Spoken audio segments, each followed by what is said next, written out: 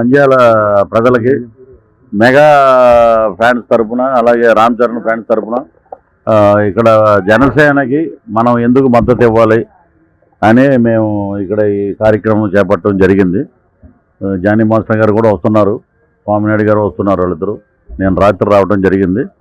So ఎక్కడికి వెళ్ళినా ఆంధ్రప్రదేశ్లో ఏ మూలకు వెళ్ళినా ఏ చోటకి వెళ్ళినా గత 2 సంవత్సరాల నుంచి మేము అన్ని షూటింగ్స్ అన్నీ ఆంధ్రాలో ఉన్న ప్రతి విలేజ్లో ప్రతి మండలంలో జరుగుతున్నాయి.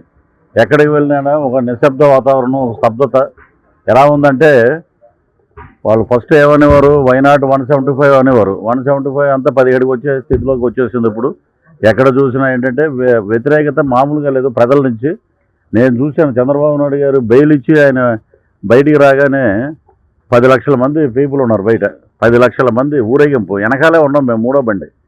ఎక్కడ చూసినా వృద్ధులు, మహిళలు, రైతులు, కుల మతాలకు అతీతంగా మొత్తం జనసేన తెలుగుదేశం. ఎప్పుడైతే జనసేన తెలుగుదేశంకి ఆయన జైల్లో ఉన్నప్పుడు మద్దతు ఇచ్చారో పవన్ కళ్యాణ్ గారు, ఆ రోజు నుంచి ఒక కొత్త ఉత్సాహం కార్యకర్తల్లో వచ్చింది.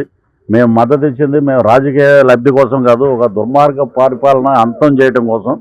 మా నాయకుడు ముఖ్యంగా ఆయన చొరవ తీసుకుని వెళ్ళి అందరినీ సమైక్యపరిచి 2 జెండాలు కలయికే రాష్ట్రానికి అభివృద్ధికి నాంది. 2 జెండాల కలయికే ఈ రాష్ట్రంలో శాంతి భద్రతలకు నాంది. 2 జెండాల కలయికే మొత్తం అన్ని సమస్యలకి ఒక పరిష్కారం.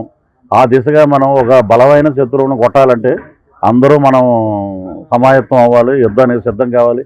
అసలు మేము సిద్ధం అని చెప్పుకోవాలి, మేము సిద్ధం అంటారు వీళ్ళు. ఏంటో నాకు అర్థం కాదు. ఒక్కడైనా పనికొచ్చేవాడు ఎవడైనా ఉన్నాడంటే దాంట్లో?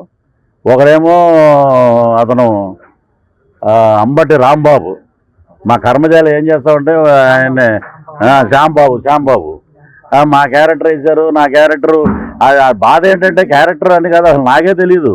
నాకు సముద్రకాని గారు పిలిచి ఒక దరిద్రుడు బాధ్యత లేనివాడు తిరుగుతుంటాడు, ఆ క్యారెక్టర్ మీరు చేస్తారా, 1 నిమిషం కూడా ఉండదండి అంటే, అలాగంటే భలే పవర్ స్టార్ గారి పక్కన సెకండ్ ఉన్నా చాలన్నా నేను. కానీ ఇంత దరిద్రుడు అని నేను కల్లో కూడా ఊహించలే. అది ఏం తెలుసు అసలు? ఏదో కూర్చుని ఏదో వాగటం, మాట్లాడటం, డిస్ట్రిబ్యూటర్గా పనికి వస్తాడు భవిష్యత్తులో.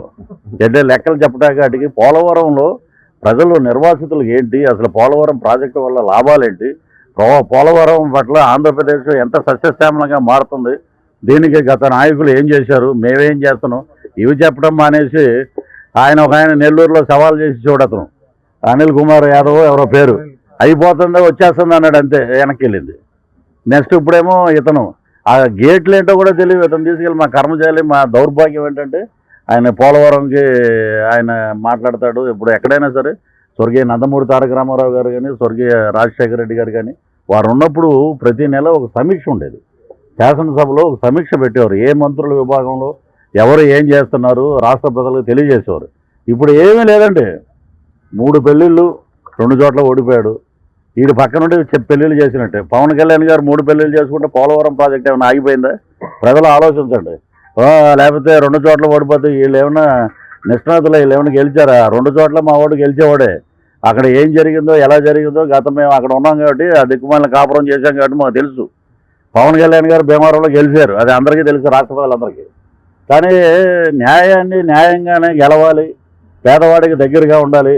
ఇంకొకటి ఏం చేస్తున్నారంటే ఇప్పుడు కొత్తగా వీళ్ళ మిశ్రమ కూటమి ప్రభుత్వం వచ్చేస్తే పథకాలు రద్దు చేసేస్తారు, మీరు అలర్ట్గా ఉండండి, అది ఏదనంటే పథకాలు రద్దు చేయరురా నాయన.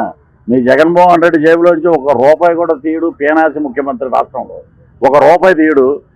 అలాగే మా నాయకుడు పవన్ కళ్యాణ్ గారు, జనసేన అధ్యక్షులు ఏంటంటే డబ్బు లేకపోయినా కూడా కౌలు రైతులు, ఆత్మహత్యలు చేసుకున్న రైతులకి తన సొంత డబ్బుల్లోంచి 1 లక్ష రూపాయలు తీసిచ్చి కుటుంబాలకు ఆదుకున్న వ్యక్తి.